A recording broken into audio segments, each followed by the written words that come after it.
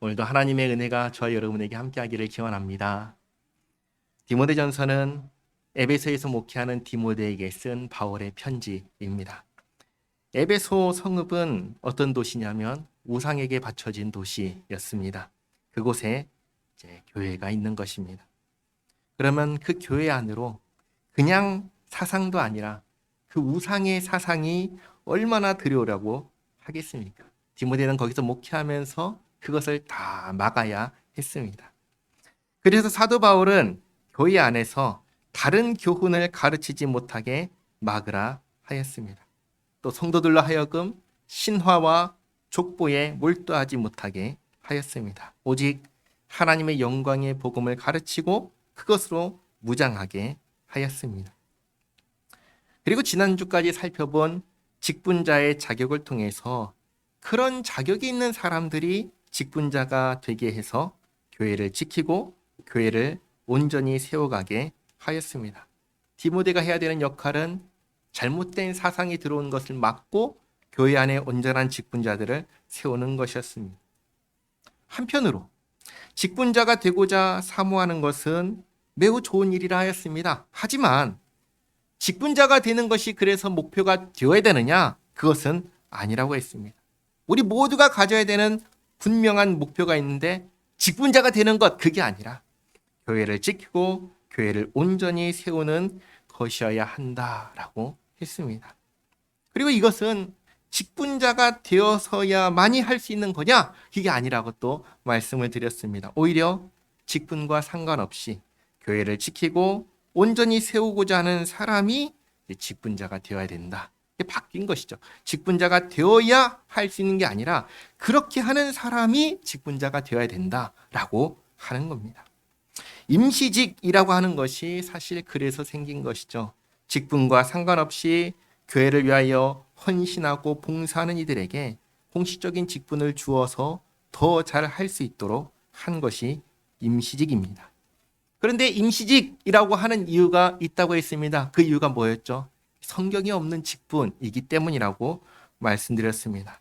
그러면 근거 없는 직분이냐 했을 때 그렇지는 또 않다라고 했습니다. 그럼 근거가 뭐냐?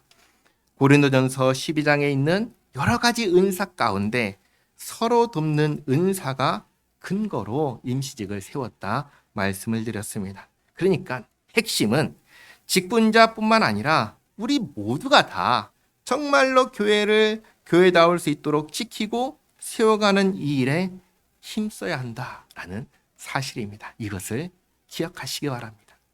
자, 그리고 오늘 본문 말씀입니다. 직분자의 자격을 알려주고 이런 사람들이 직분자가 되게 하라고 하였습니다. 그리고 이어서 사도 바울이 이렇게 말씀하십니다. 14절에 내가 속히 내게 가기를 바라나 이것을 내게 쓰는 것은 만일 내가 지체하면 너로 하여금 하나님의 집에서 어떻게 행해야 할지를 알게 하려 함이니. 사도 바울이 이 내용을 쓰는 이유가 뭐라고 하죠? 혹시 내가 늦으면, 혹시 내가 못 가면 이 지침을 따라서 교회를 세우라고 쓴 겁니다. 그야말로 목회자들에게 목회를 어떻게 하라고 지침을 주는 것입니다. 그러면서 왜 이 지침을 따라야 하는지에 대한 이유도 분명하게 밝힙니다. 왜 따라야 하는가? 15절 하반절에 이렇게 말씀하시죠. 이 집은 살아계신 하나님의 교회요 진리의 기둥과 터니라. 교회는 사람의 교회가 아니라 하나님의 교회다라고 하십니다. 그러면 이 교회의 주인은 누구입니까? 하나님이시다라는 것을 분명하게 밝히는 것이죠. 그리고 또 교회는 뭐냐? 진리의 기둥과 터라고 하십니다. 진리의 기둥이 교회이고 진리의 터가 교회입니다. 이 세상에서 진리를 어디에 가면은 볼 수 있고 발견할 수 있는가? 교회에 가면 교회에서 볼 수 있다, 찾을 수 있다, 발견할 수 있다라고 하시는 겁니다. 그러면 교회 안에 있는 진리는 무엇일까요? 성경은 두 가지를 가르쳐 줍니다. 진리는 무엇이냐? 첫째로 진리는 바로 예수님이십니다. 요한복음 14장 6절 말씀 같이 한번 읽겠습니다. 예수께서 이르시되 내가 곧 길이요 진리요 생명이니 나로 말미암지 않고는 아버지께로 올 자가 없느니라. 아멘. 예수님께서 아주 분명하게 내가 누구냐? 내가 곧 길이고 진리다라고 말씀하셨습니다. 교회는 진리의 기둥과 터입니다. 그리고 진리는 예수님입니다. 이 말은 예수님을 통해서만이 교회가 된다는 것입니다. 예수님을 믿는 사람이 교회가 된다는 것입니다.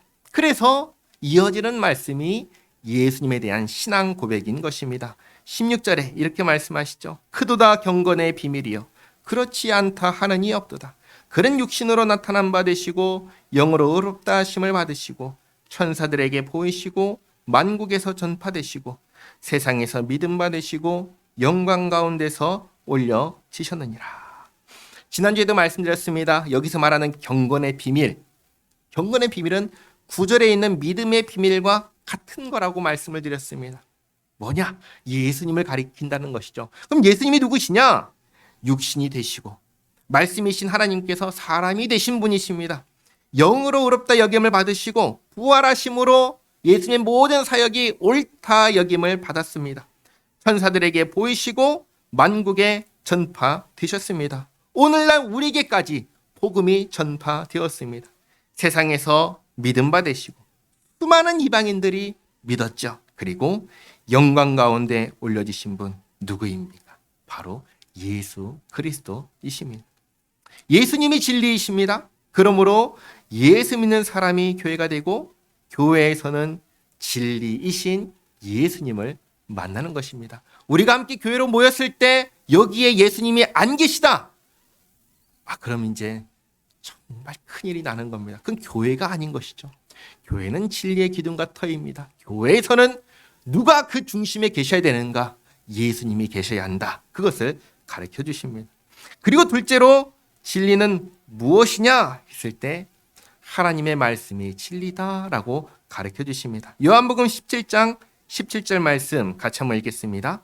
그들을 진리로 거룩하게 하옵소서. 아버지의 말씀은 진리니이다. 아멘. 진리이신 예수님께서 아주 분명하게 아버지 하나님의 말씀이 진리라고 말씀하십니다. 교회가 진리로 하나님의 말씀으로 이루어질 때 그럼 교회가 어떻게 될까요?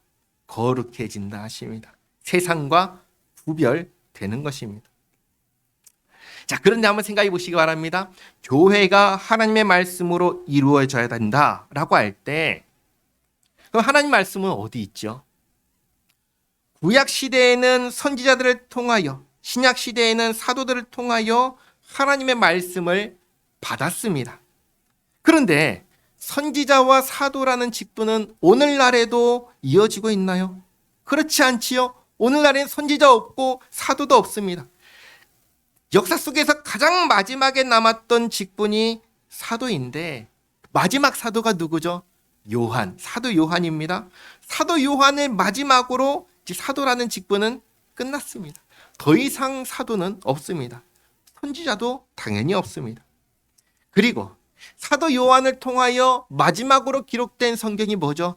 요한계시록입니다. 요한계시록을 끝으로 더 이상 새로운 계시는 없습니다. 더 이상 선지자를 통해서나 사도를 통해서나 또 성도들을 통해서나 하나님께서 주시는 새로운 계시의 말씀은 없는 겁니다. 그러면 하나님의 말씀은 어디에 있을까요? 교회에 있는데 교회에서도 어디에 있을까요? 성경에 있는 것이죠. 성경이 하나님의 말씀입니다. 이 성경을 누가 썼습니까?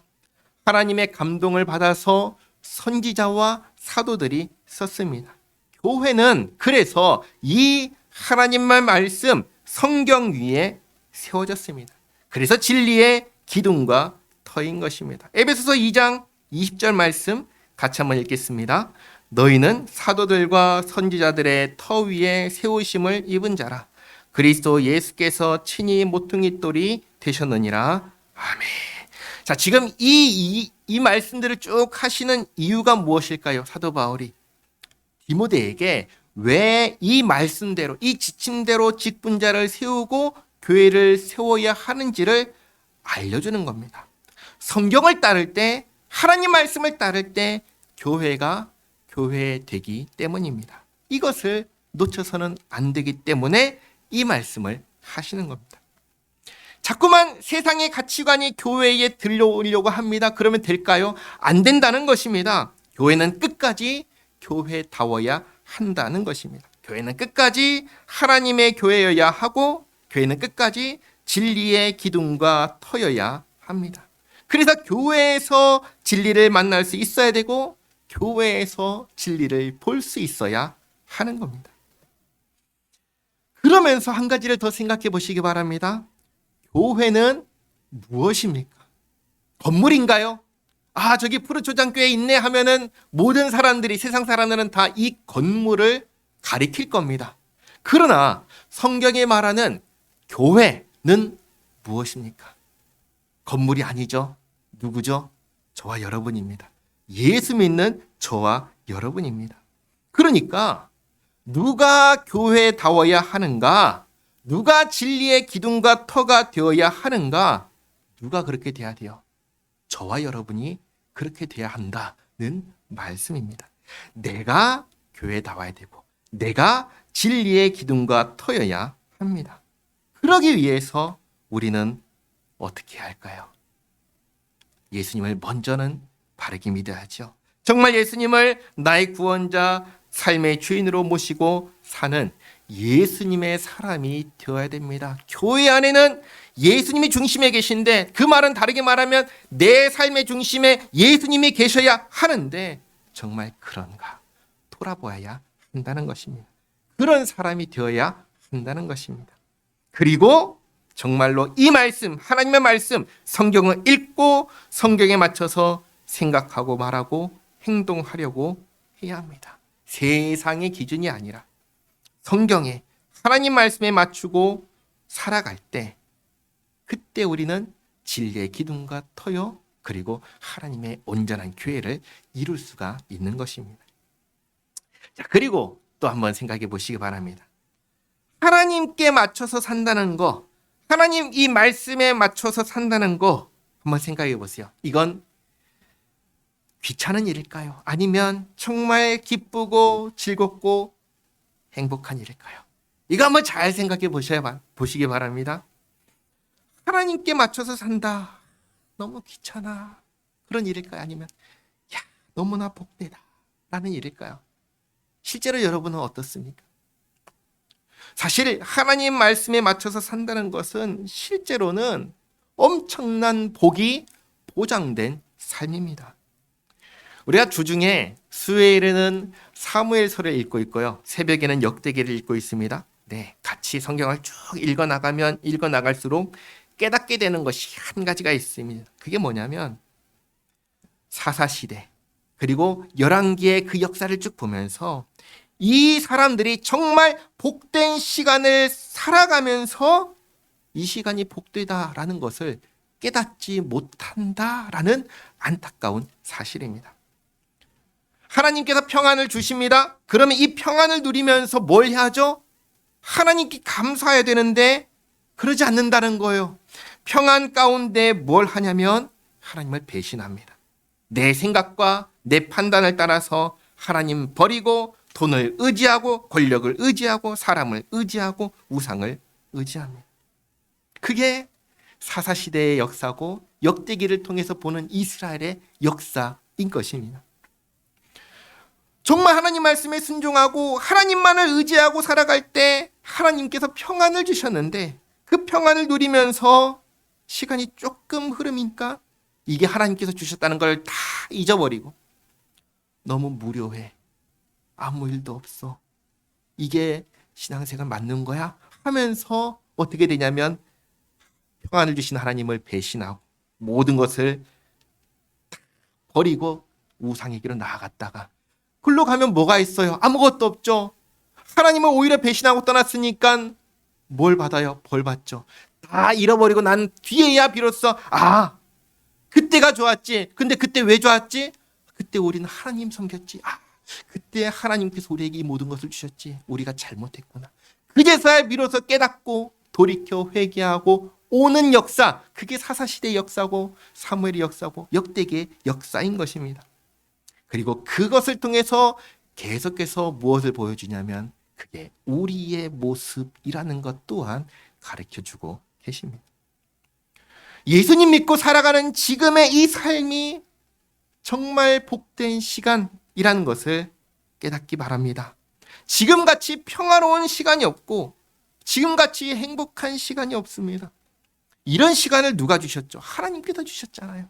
하나님께 감사하고 더욱 하나님께 맞춰서 살기 위해 노력하시기 바랍니다.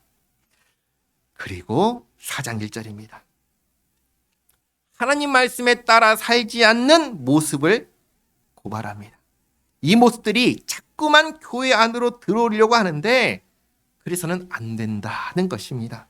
이런 모습들을 경계하고 막으라고 하시는 말씀입니다. 어떤 모습인가? 1절 말씀 보시면 그러나 성령이 밝히 말씀하시기를 후일에 어떤 사람들이 믿음에서 떠나 미혹하는 영과 귀신의 가르침을 따르리라 하셨으니 저 디모데전서 1장에서 사도 바울이 말했던 하나님의 영광의 복음을 따른 가르침이 아닌 다른 가르침을 말하는 겁니다. 다르게 말하면 성경이 아닌 가르침, 세상의 가르침이 교회에 들어와서 전하고 가르치고 교회가 또 따르려고 한다는 것입니다.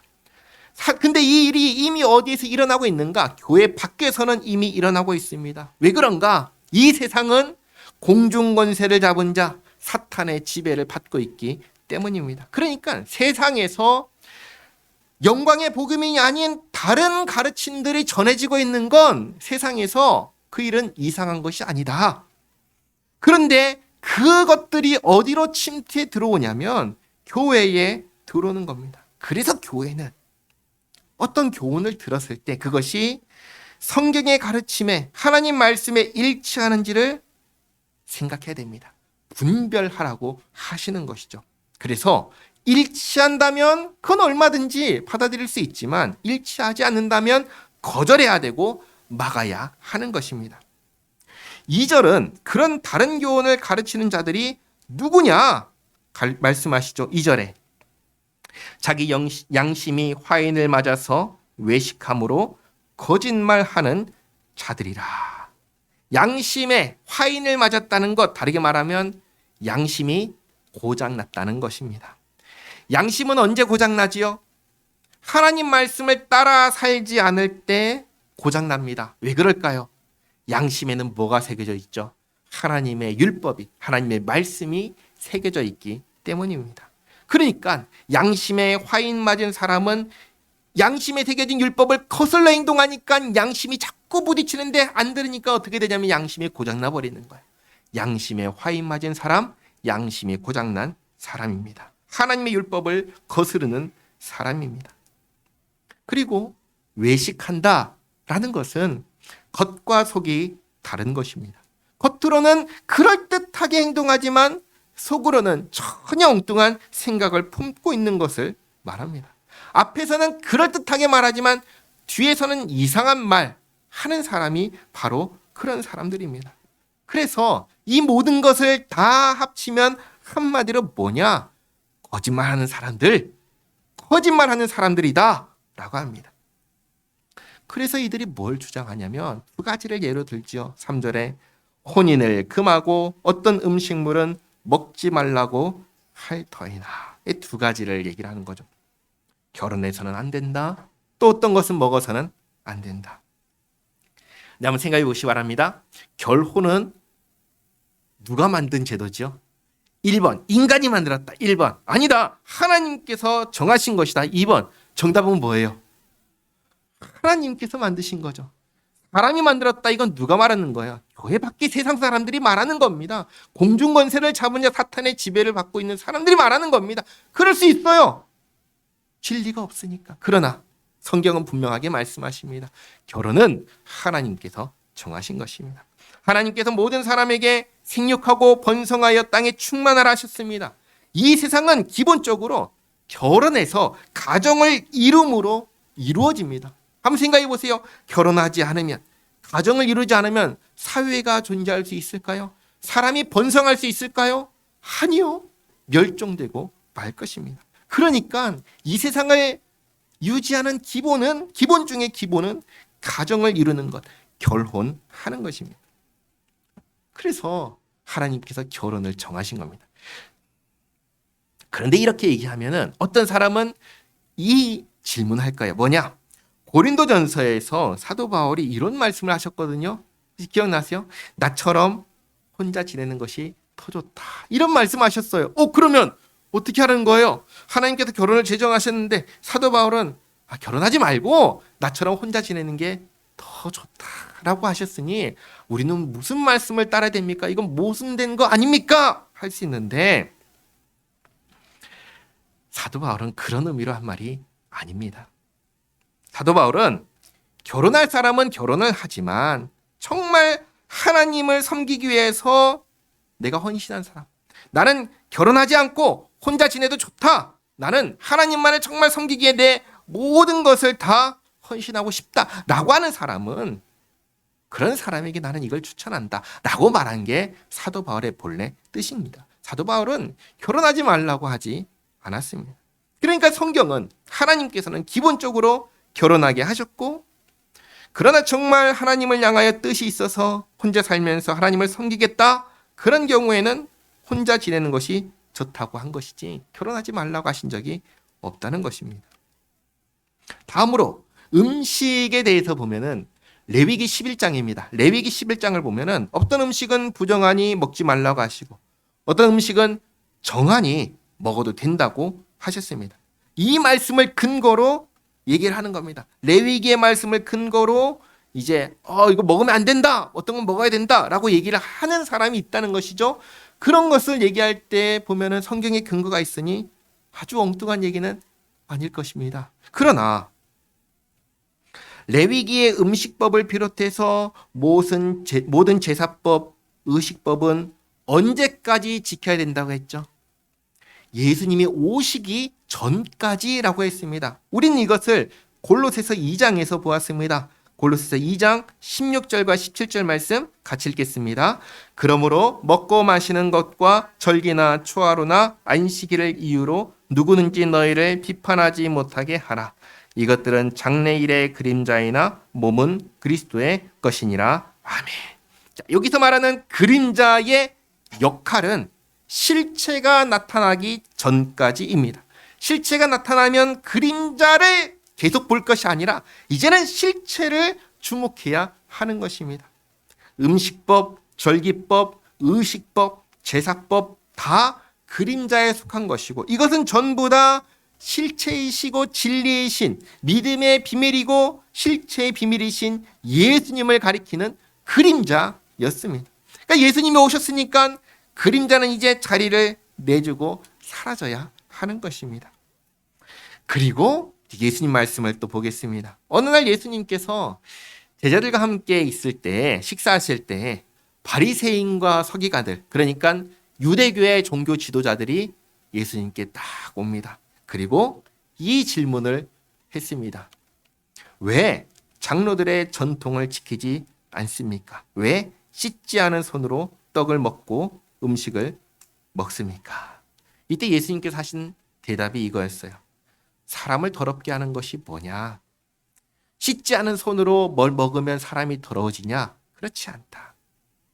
사람의 마음과 입에서 나오는 것이 사람을 더럽게 하는 것이다. 사람을 부정하게 하는 것이다. 라고 말씀하셨습니다. 마가복음 7장 14절에서 19절까지 말씀 같이 한번 읽겠습니다. 무리를 다시 불러 이르시되 너희는 다 내 말을 듣고 깨달으라. 무엇이든지 밖에서 사람에게로 들어가는 것은 능히 사람을 더럽게 하지 못하되 사람 안에서 나오는 것이 사람을 더럽게 하는 것이니라 하시고, 무리를 떠나 집으로 들어가시니 제자들이 그 비유를 묻자온데 예수께서 이르시되 너희도 이렇게 깨달음이 없느냐? 무엇이든지 밖에서 들어가는 것이 능히 사람을 더럽게 하지 못함을 알지 못하느냐? 이는 마음으로 들어가지 아니하고 배로 들어가 뒤로 나감이라. 이러므로 모든 음식물은 깨끗하다 하시니라. 아멘. 이렇게 아주 분명하게 음식물이 사람을 부정하게 하는 게 아니라 사람의 마음에서 나오는 모든 악한 생각, 이 사람을 부정하게 한다고 하셨습니다. 그러니까 사도 바울의 음식물에 대한 말씀이 그냥 사도 바울 개인의 어떤 생각이 아니라 예수님의 말씀을 근거로 했다는 것을 알 수가 있습니다. 자, 그래서 3장 하반절을 보시면 이렇게 말씀하시죠. 어떤 사람은 결혼을 금하고 어떤 사람은 음식을 가리라고 주장할 것이지만, 그러나 3장 하반절, 음식물은 하나님이 지으신 바니 믿는 자들과 진리를 아는 자들이 감사함으로 받을 것이니라. 하나님께서 지으신 모든 것이 선함에 감사함으로 받으면 버릴 것이 없나니 하나님의 말씀과 기도로 거룩하여 짐이라. 아멘. 자, 5절에서 이 거룩함을 이야기하는 이유가 있습니다. 교회는 뭐였죠? 교회는 진리의 기둥과 터라고 했습니다. 진리의 기둥과 터니까 교회는 어때야 돼요? 거룩해야 됩니다. 교회가 거룩하다는 것은 교회를 이루는 저와 여러분이 거룩해야 한다는 것입니다. 사람들이 교회가 거룩하기 위해서, 우리가 거룩하기 위해서 뭘 해야 하는가에 대해서 말할 때 결혼하지 말아야 된다, 결혼은 부정한 거다, 남자와 여자가 하나 되는 건 부정한 거다, 하면 안 된다 라고 주장하는 게 교회 밖에서 교회 안으로 들어오려고 하고 있었고, 음식물에 대해서도 이거 먹으면 부정해지고 저거 먹으면 괜찮으니까 이건 버리고 저걸 먹어야 된다라는 주장이 교회 밖에서 교회 안으로 들어오고 있었던 것입니다. 그래서 그것이 아님을 지금까지 분명하게 밝혔고, 그리고 그러면 어떻게 하면 우리가 거룩할 수 있는가에 대해서 두 가지를 말씀한 겁니다. 뭔가요? 말씀과 기도로 거룩하여 친다. 결혼이 아니고 음식물이 아니라 말씀과 기도로 거룩해진다라고 가르쳐 주시는 겁니다. 근데 여기서도 말씀과 기도를 다시 한번 잘 생각해 보시기 바랍니다. 말씀과 기도, 다르게 말하면 하나님과 나누는 대화입니다. 대화예요. 하나님께서 우리에게 말씀하실 때 오늘날 어떻게 말씀하시죠? 성경을 통해서 말씀하십니다. 성경을 통해서 말씀하세요. 방금 전에 읽었던 성경, 사도 바울이 1절에서 말할 때 성령이 이르시기를이라고 얘기했어요. 그렇죠? 사도들은 교통하던 시대예요. 지금 우리들과 달라요. 소통을 하던 시대입니다. 그러나 이 모든 것이 다 끝났어요.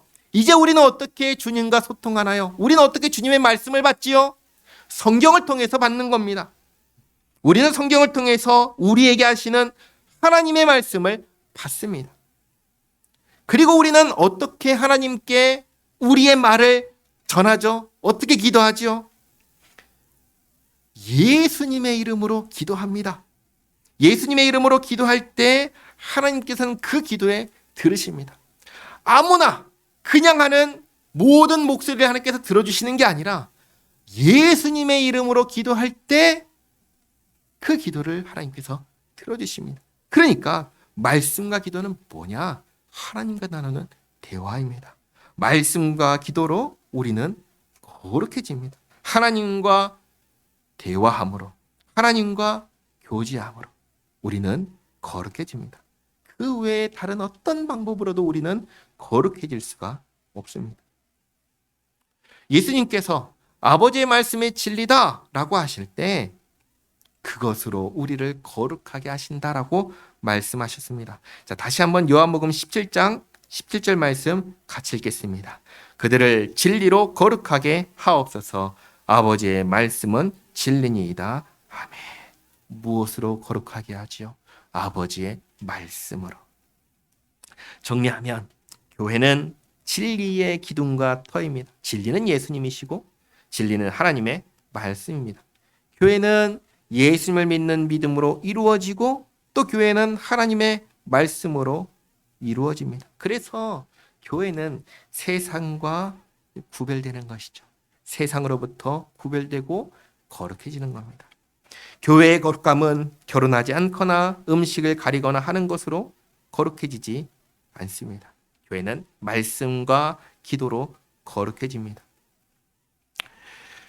이것을 6절에 이렇게 말씀하십니다.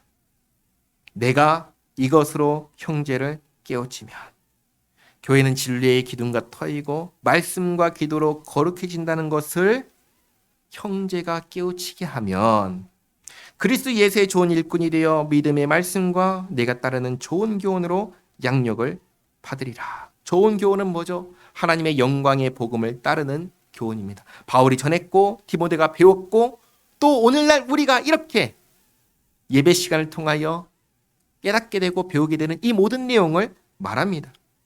이제 7절부터는 마지막으로 디모데에게 하는 권면입니다. 사도 바울이 디모데에게 무엇을 권면할까요? 7절 말씀 보시면 망령되고 허탄한 신화를 버리고, 첫째로 뭘 권면하죠? 신화를 버려라. 이것은 1장에서 신화와 족보에 몰두하지 말게 하라 하신 말씀과 통합니다. 첫째로 신화를 버리고, 둘째로 경건에 이르도록 내 자신을 연단하라.